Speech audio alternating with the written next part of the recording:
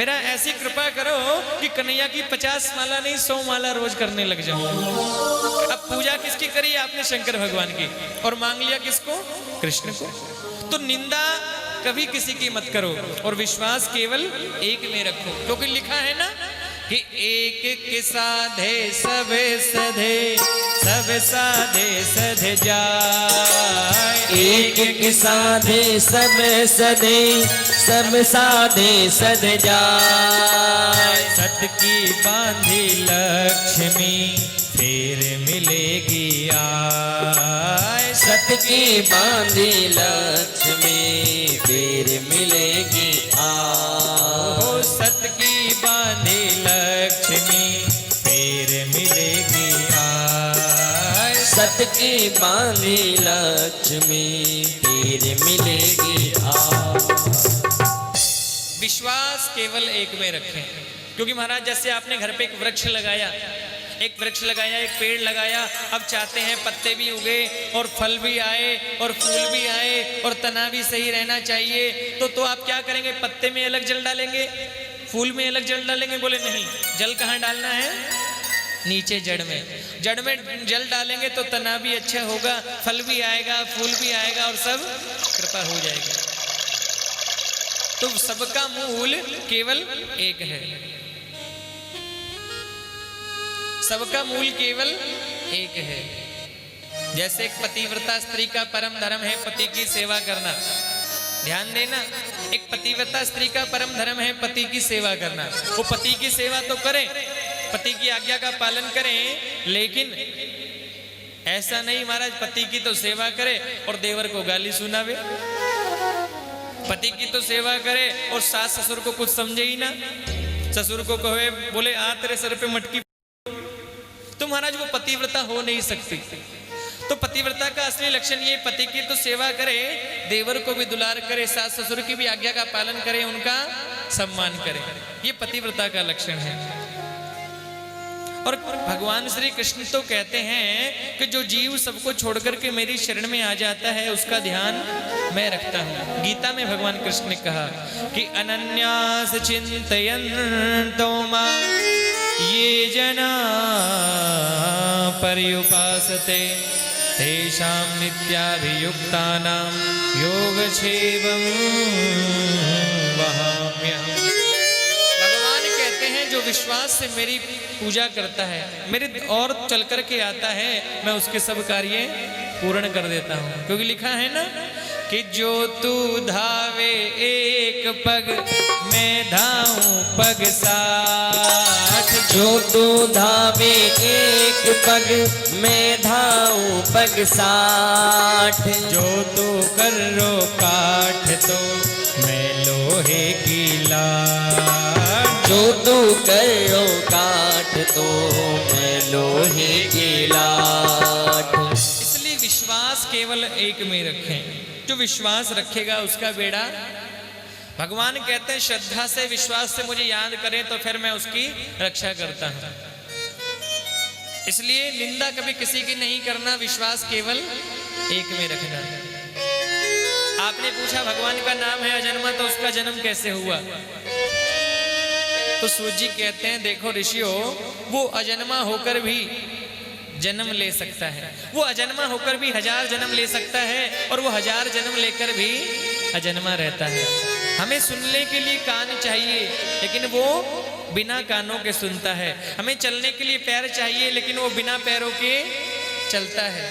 लिखा है रामचरितमानस में कि बिनु पग चल ही सुनहि बिनु काना। बिनु पग चल ही सुनहि बिनु काना।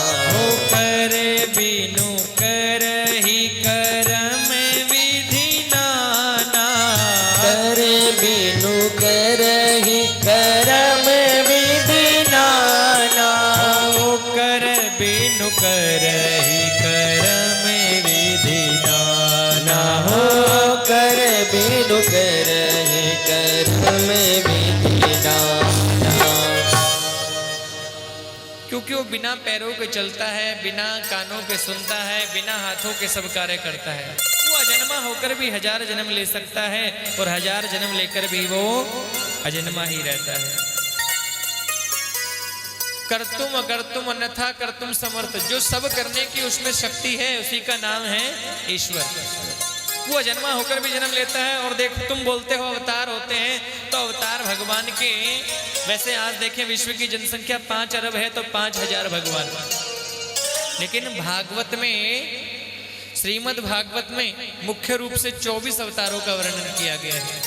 भगवान के 24 अवतारों का भागवत में वर्णन किया गया है। अब जैसे ये कहा तो सोनकादि ऋषियों ने कहा महाराज ये भागवत किसने लिखी, ये भागवत का निर्माण किसने किया? तो कहा कि व्यास जी ने भागवत की रचना की। 18 पुराण भागवत के 18 पुराण व्यास जी ने लिखे हैं। 4 वेद 6 शास्त्र 18 पुराण। देखो 17 पुराणों की व्यास जी ने रचना कर दी, 17 पुराण लिख डाले, लेकिन मन में शांति नहीं मिली, बड़े दुखी हो रहे थे। ध्यान लगा करके प्रभु का बैठे, हे प्रभु मैंने 17 पुराण लिख दिए, मन में शांति नहीं है, बोले क्या करूं? नारद जी प्रकट हुए हैं। नारद जी कहने लगे व्यास जी दुखी काहे को हो रहे हैं? व्यास जी ने हाथ जोड़कर कहा हे नारद जी मैंने 17 पुराण लिख दिए, 4 वेद 6 शास्त्र लिख दिए, मेरे मन में शांति नहीं है। नारद जी ने कहा देखो आप भागवत की रचना करें। और महाराज भागवत का उपदेश किया। व्यास जी महाराज ने भागवत की रचना की, भागवत को लिखा 18,000 श्लोकों में। 4 श्लोक से 18,000 श्लोक बना दिए। 18,000 श्लोकों में पूरा भागवत लिख दिया। और इन्हीं व्यास जी ने ये कथा अपने बेटे, अपने पुत्र सुखदेव जी को पढ़ाई, सुखदेव जी को कथा सुनाई। और इन्हीं सुखदेव जी ने ये कथा राजा परीक्षित को सुनाई। परीक्षित जी को 7 दिन में संत का श्राप लगा कि 7 दिन बाद तुम्हें तक्षक नाग डस लेगा, तुम्हारी अकाल मृत्यु हो जाएगी। और इन्हीं परीक्षित जी ने सब त्याग करके नदी किनारे आए। इन परीक्षित को सुखदेव जी ने ये भागवत की कथा 7 दिनों तक सुनाई है। ये सुनकर के सोनकादि ऋषि कहने लगे महाराज ये व्यास जी तो हमें पता चला, लेकिन ये सुखदेव जी भी पता चल गया कौन है, लेकिन ये परीक्षित कौन है? ये परीक्षित के बारे में भी हमें बताए, ये परीक्षित है कौन? हमने सुना तो है कि सुखदेव जी ने राजा परीक्षित को कथा सुनाई, आखिर ये परीक्षित कौन है? आप हमें बताने की कृपा करें। आपको मालूम है परीक्षित कौन है? कौन है? ये किसके पुत्र हैं, किसके पोते हैं, किसके बेटे हैं? यो ना पता हो, यही तो गड़बड़ है ना महाराज। ये कोई और नहीं, क्या बात है, भूल गए? हाँ भूल गए थोड़ा सा। हाँ बहुत अच्छी बात। ये ध्यान रखा करो, पूरी कथा ध्यान से सुना करो। आप बड़े ध्यान से कथा सुनती है माता जी, मुझे बहुत अच्छा। मैं देखता हूँ कई 4-5 माताएं हैं बड़े ध्यान से कथा को सुनती हैं। इधर से 2-3 बुजुर्ग भी हैं, मैं देखता हूँ बड़े ध्यान से वो कथा को सुनते रहते हैं। कथा सुनना तो ऐसे ही सुनना। महाराज ये और कोई नहीं, अर्जुन के बेटे थे अभिमन्यु। ये अभिमन्यु के पुत्र हैं। इनकी माता का नाम था उत्तरा, इनके दादा का नाम था अर्जुन। हैं? महाराज बताते हैं कौरवों पांडवों का। अब ये ध्यान से सुना करो तुम कथा को।